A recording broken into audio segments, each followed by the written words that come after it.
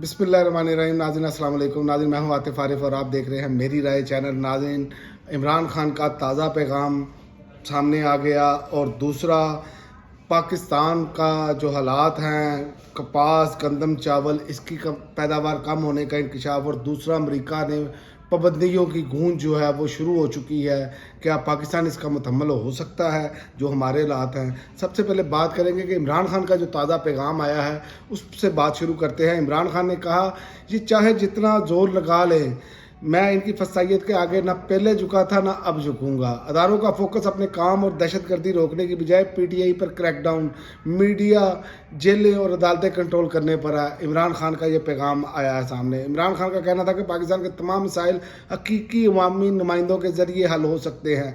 मुल्क को 1971 की तरह तोड़ने की बजाय जोड़िए। बलूचिस्तान पर भी इस वक्त एक जैली हुकूमत मुसल्लत है, वो कैसे मसाइल हल कर सकती है? मुझे बतौर पाकिस्तानी और साबिक वज़ीर आज़म बलूचिस्तान के हालात पर तशवीश है। दहशतगर्दी के बढ़ते वाक़यात, पुरअमन एहतजाज करने वाले निहत्थे लोगों पर गोलियां चलाने और तशद्दुद और गिरफ्तार करने पर बहुत अफसोस है। इमरान खान का कहना था कि रियासत का फ़र्ज़ है बलूचिस्तान के लोगों की आवाज़ को सुने और इनके मसाइल को हल करे। जब तक वहाँ के हकीकी नुमाइंदगान को साथ नहीं बिठाया जाएगा, इनके मसाइल नहीं सुने जाएंगे, वहाँ की अवाम की मंशा को मद्देनज़र रखकर फैसले नहीं किए जाएंगे, बलूचिस्तान का मसला हल नहीं होगा। डंडे के ज़ोर से कभी मसाइल हल नहीं होते बल्कि बिगड़ते जाते हैं।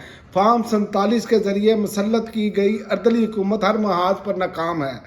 उनका कहना था कि इनकी खारजा पॉलिसी नाकिस तरीन है। आप अफगानिस्तान के साथ बातचीत करके दहशतगर्दी पर काबू पाने की तरफ बढ़ सकते हैं। अफगानिस्तान के साथ हमारी 22,000 किलोमीटर की सरहद है। इनके साथ मामलात को मुज़ाकरात के ज़रिए पुरअमन तरीके से हल करना चाहिए। हमारी हुकूमत में अफगानिस्तान से जाकर बात की गई, हालांकि उस वक्त की अफगान हुकूमत पाकिस्तान से अच्छे ताल्लुकात नहीं थे। हमने अपने 3.5 साल दौर में अफगानिस्तान के साथ जो पॉलिसी अपनाई, इसकी बदौलत मुल्क में दहशतगर्दी बिल्कुल सिफर हो गई थी, और हमारे बाद जो बाइडन पॉलिसी अपनाने से कई मिसाइल ने जन्म लिया, जिसका खमियाजा आज दहशतगर्दी की सूरत में अवाम भुगत रही है।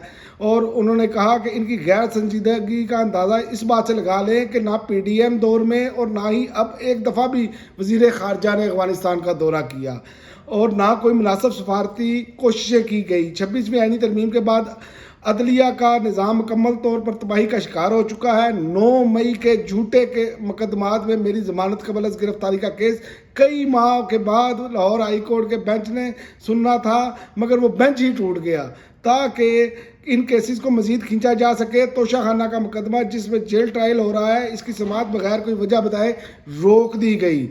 इससे पहले अल-कादर ट्रस्ट के फैसले को सिर्फ इसलिए लटकाया गया ताकि इस्लामाबाद हाई कोर्ट में कोर्ट पैकिंग के अमल के ज़रिए जो मनपसंद जजेस लाए जाएंगे, इनके सामने मेरा मुकदमा लगाया जाए। बहुत दुश्वारी के बाद हमारा केस वहाँ लगा, मगर आज हमारी अपील पर एतराज़ात दायर करके इसे ईद के बाद मुलतवी कर दिया गया है।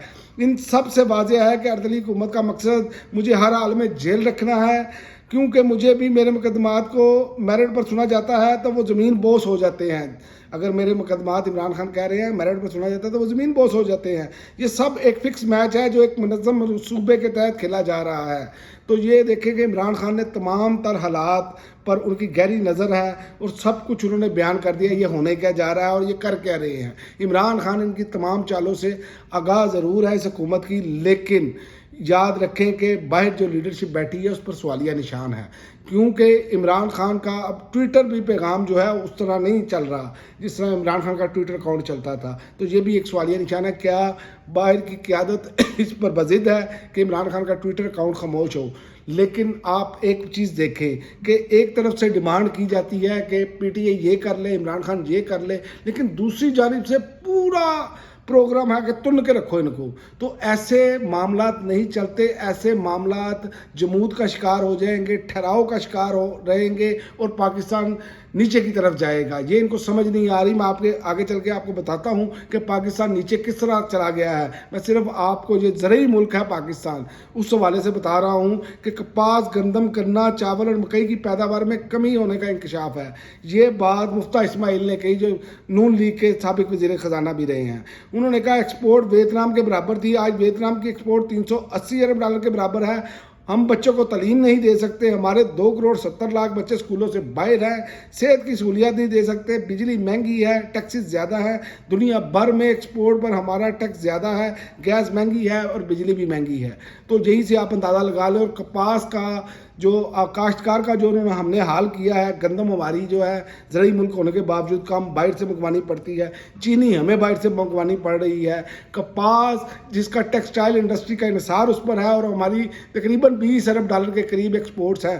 تو ٹیکسٹائل ملز کے ابھی جو کپاس ہے اس کی پیداوار بھی آپ نہ ہونے کے برابر, اور اب باہر سے کیا امپورٹ کریں گے. تو اس طرح تو ہم مقابلہ ہی نہیں کر سکتے دنیا کا. جب آپ باہر سے چیزیں منگوائیں گے اور وہ ڈالرز کے ریٹ پہ آئیں گی تو یہ تو معاملات نیچے کی طرف جا رہا ہے, اوپر نہیں جا رہا. لیکن یہاں پر سمجھنے کے لیے تیار ہی نہیں. اور آخر میں آپ کو بتاؤں, امریکہ سے پابندیوں کی گونج ہے. امریکہ نے پاکستان سمیت مختلف ممالک کی 80 کمپنیاں جو ہیں وہ بلیک لسٹ ہو گئی ہیں.